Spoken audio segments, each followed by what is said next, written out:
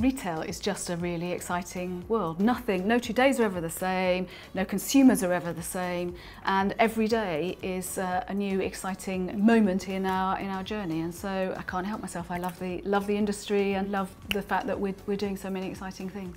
We are contributing to the reinvigoration of the high street for a specific segment of retail, and that is something to be proud of.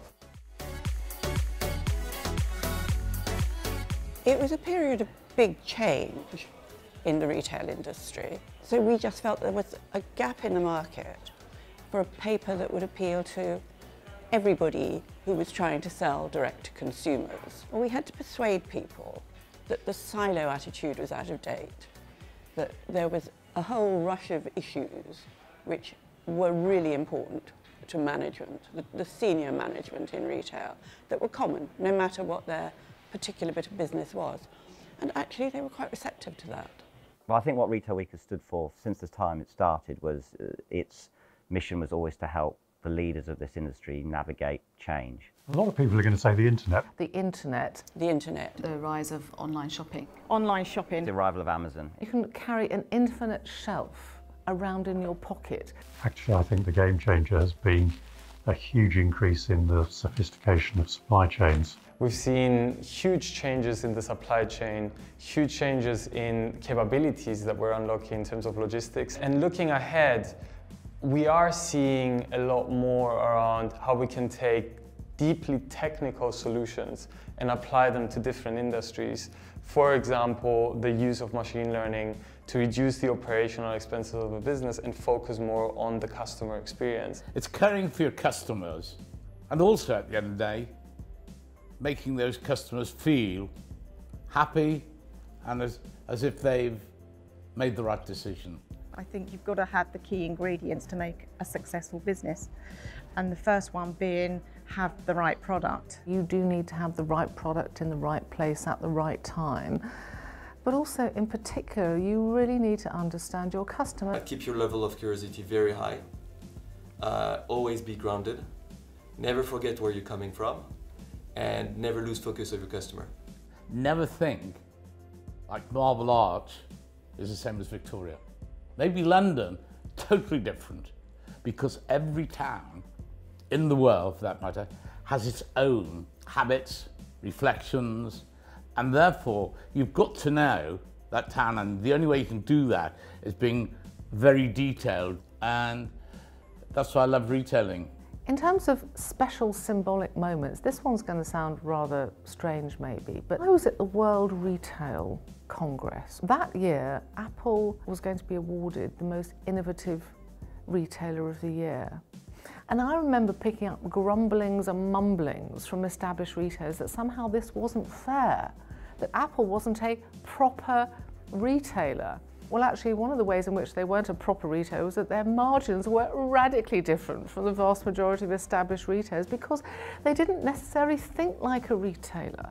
They didn't look at their stores as retailers. They looked at their stores as places to be and to wrap people around their products. And of course, the outcome of that is they ended up being the most profitable retail space in the world. The UK has a huge tradition in retail, and a lot of the transformation that we've seen over the past 30 years is stemming from the UK. Even the newer ones, so looking at the robotics team at Ocado, massive transformation going on there as well. So I believe the UK has a huge role to play. I also believe that the UK is very well placed to think about these omni-channel strategies. The willingness to embrace technology in the UK, we see that with every single part of our lives, whether that is the tube system or whether that is self-checkout in every single grocer, right? Like these transformations have been very, very strong, and I think we can continue innovating on that line. The retail sector is the biggest employer in the UK. We all know that the high streets are very important places that serve local communities. And of course, we have the best variety, quality, service and value of any retail sector anywhere in the world.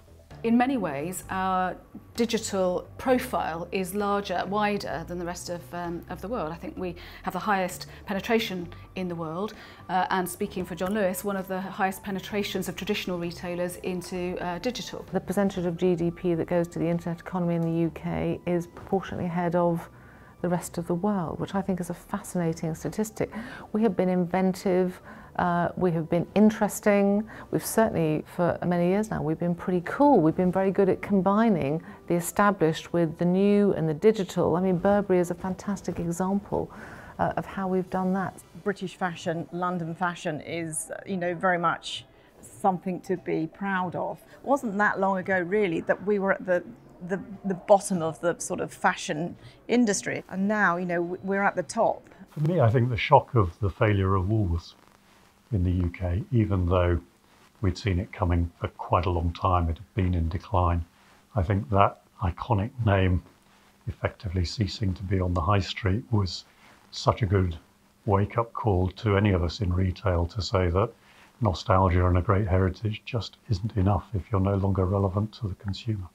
If something happens to you that doesn't work out, and that's life, you've got to take the learning rather than be negative about it. What you need to win is to actually have a vision of what your consumer really wants, not today, but the future. And hence the reason, when I left Next, or should I say they fired me, I could see the future, and then I went out of town and did George at Asda. Now the next question people ask me, what's going to happen in the future? Well, I do have a great feeling of that, but I'm not telling you. When I started in retail, choice and assortment was somewhat limited. It's now almost infinite. And for a lot of consumers, actually, that's quite baffling. We believe that we're getting into a new phase now where curation is a fundamental aspect of a value-add retail experience. I think that 3D printing is going to have potentially a huge impact. Drones, a degree of autonomous driving vehicles, flying cars. We've seen a year ago IKEA launch a new app where you could actually, through augmented reality with your camera, actually see the furniture in your home. In the past, we would run around with measuring tapes trying to understand, okay, is this couch going to fit in this corner, right? All of a sudden, you just point your camera there, you put your couch, you place a chair, and then you walk around and you can see it.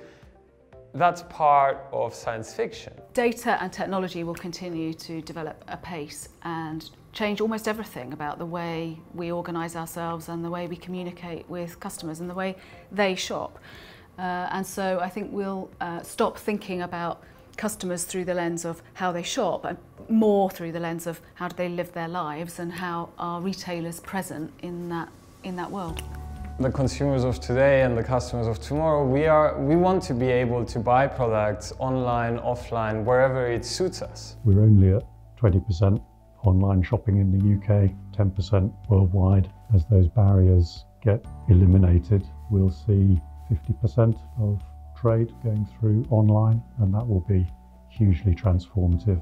If you look at social, if you look at how people share, experience, I think this is really the key, is that now customer behavior evolves very fast and you need to be on your toes, on the edge every second of the day to make sure that you're on top of your game.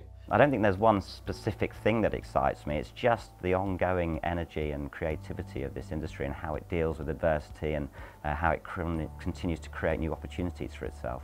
People do like going into shops and seeing things that are new and exciting. And so I think it's absolutely fascinating that Amazon, having been one of the great disruptors, is now opening bricks and mortar stores. So retail isn't going anywhere fast.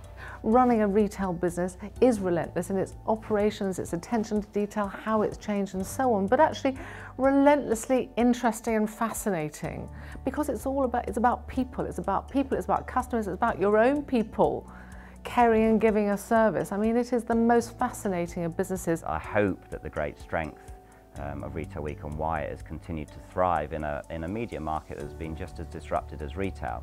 It has stayed very true to those roots. It has tried to evolve with the sector, tried to lead in many places where we think that we should have led, and remain very much part of the industry and recognise that we're there to serve the sector, and that a sector that is thriving, growing and moving forward is a good thing for us, and we should be doing everything we can to make sure that happens.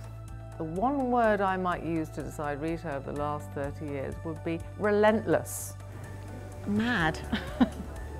Fun. Inspirational. A blast. Fantastic. Transformational. The next 30. Interesting. Inspirational. Experiential. Fun. Fascinating. Double fantastic.